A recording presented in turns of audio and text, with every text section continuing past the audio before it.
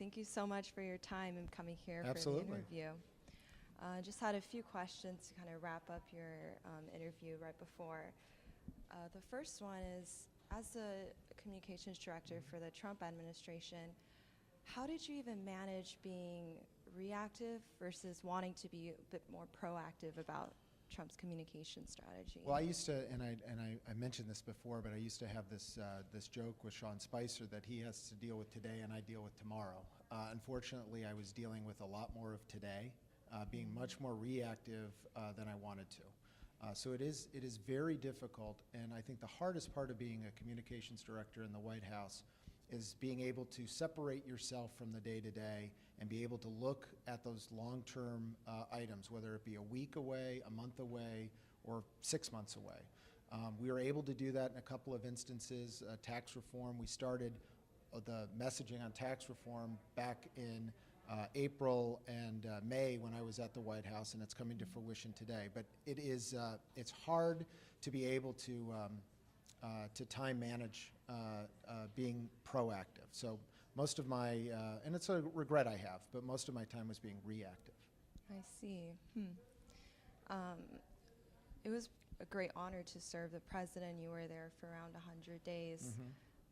What would be a key takeaway that you got from your experience there? You know, one of the things, I've lived in Washington, D.C. for over 25 years. I've been around politics for longer than that, through college and even before on the state and local level.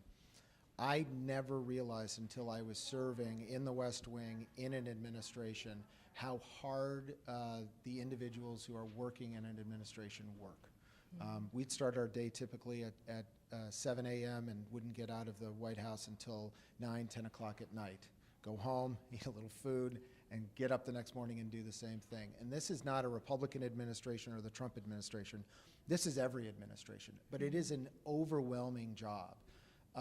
So I do understand, you know, more so now than before, that when you watch a president transform from looking youthful in their first year to walking out with gray hair, whether it be after 4 years or 8 years, I understand why. It is an overwhelming job to be president of the United States and to serve a president of the United States.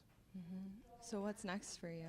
Next for me, I was lucky enough to, I own a couple of small businesses, and I served in the White House, and I went back to my small businesses. My business partners kept my office empty. I was able to kind of roll back into that job, and I'm working with the clients that we had before and some new ones. So I've been very lucky in that sense, and I'm going to continue there, but I'm also going to continue to, you know, support this administration and do what we can to make this country a better place, which is the goal of everyone that's in there.